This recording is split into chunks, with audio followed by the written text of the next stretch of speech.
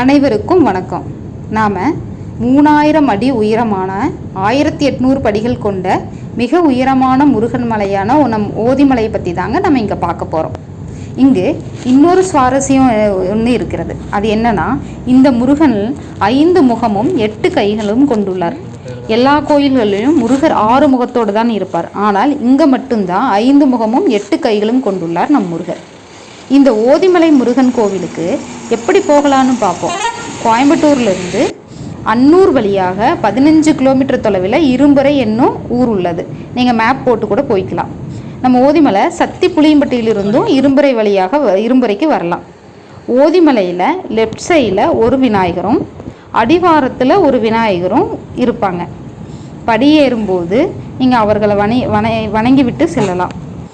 இங்கே கட்டுமான பணி நடந்துட்டு இருக்கிறதால சிமெண்ட்டு ஜல்லி இதெல்லாம் ஒரு சிறு மூட்டையாக வைத்திருப்பாங்க அடிவாரத்தில். நீங்கள் அதை எடுத்துகிட்டு போய் மேலே கொண்டு சென்று கொடுக்கலாம் கோயிலுக்கு.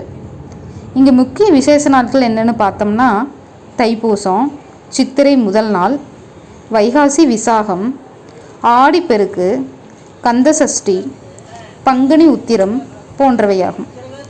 எல்லா திங்கள், செவ்வாய், வெள்ளிக்கிழமைகளிலும் கோயில் ஓப்பனில் இருக்கும். இது இல்லாமல் அமாவாசை, பௌர்ணமி, சஷ்டி, கிருத்திகை நாட்களிலும் கோவில் ஓப்பனில் இருக்கும். நீங்கள் கோயிலுக்கு போகிறதா இருந்தால் காலையில் நேரத்துலேயே போகிறது தான் ரொம்ப நல்லது. ஏன்னா இங்கே லேட் ஆயிடுச்சுன்னா வெயில் வரும்போது படியேறக்கு கொஞ்சம் சிரமமாக இருக்கும். அப்புறம் இது மேலே ஏறும்போது மலை ஏறும்போது வாட்டர் பாட்டில் எடுத்துகிட்டு போய்க்கும் கையில். ஏன்னா இங்கே வாட்டர் கிடைக்கிறது கொஞ்சம் கஷ்டம். மேலே கோயிலுக்கு மேலே போனதுக்கப்புறம் தான் நம்மளுக்கு தண்ணி கிடைக்கும். எனவே வாட்டர் பாட்டில் கையில் வச்சுக்கோங்க. இங்கே ஒரு 850 படிகள் நீங்கள் ஏறின பிறகு வெள்ளை விநாயகர் இருப்பார். இவரை நீங்கள் வணங்கிட்டு அடுத்து நீங்கள் செல்ல ஆரம்பிக்கலாம். 5 முகத்திற்கான காரணங்கள் என்னன்னு நம்ம இப்போ பார்ப்போம். அது என்னன்னா, இந்த முருகரை ஆதி பிரம்ம சொரூப முருகர்னு சொல்லுவாங்க. அதற்கான காரணம் என்னன்னா, பிரம்மதேவர் சிவபெருமானை வழிபாடு செய்யும்போது கைலாயத்திற்கு செல்றாரு. அங்கே விநாயகர் மட்டும் வழிபட்டுட்டு முருகரை வழிபடாமல் செல்றாரு. அதனால் கோபமடைந்த முருகர் பிரம்மாவை அழைத்து ஓம் என்னும் பிரணவ மந்திரத்திற்கான விளக்கத்தை கேட்கிறார். ஆனால் பிரம்மதேவருக்கோ அதற்கான விளக்கம் தெரியவில்லை. எனவே முருகர் பிரம்மதேவரிடம் இனி நீங்கள் படைக்கும் தொழிலை செய்யக்கூடாதுன்னு சொல்லிடுறார். அவரை சொல்லிட்டு ஒரு இரும்பு அறையில் அடைத்து விடுறார். அதனால தான் இந்த ஊருக்கு இரும்பறை என்று பெயர் வந்துள்ளது. அவரை சிறையில் அடைத்த பிறகு படைக்கும் தொழிலை முருகனே எடுத்து செய்கிறார். அவரை போலவே 5 முகங்களுடனும் படைக்கும் தொழிலை செய்து வந்துள்ளார் முருகன். முருகர் படைத்த அனைத்து உயிர்களும் ரொம்ப அவரை போலவே தூய்மையாக இருந்ததால் அவர்களுக்கு இறப்பு இல்லாமல் போயிடுச்சு. பூமாதேவிக்கு பாரமும் அதிகமாயிருச்சு. எனவே பூமாதேவி சிவபெருமான் கிட்ட போய் படைக்கும் தொழிலை திரும்பவும் பிரம்மாவிற்கே கொடுக்க சொல்லுங்க அப்படின்னு சொல்றாங்க.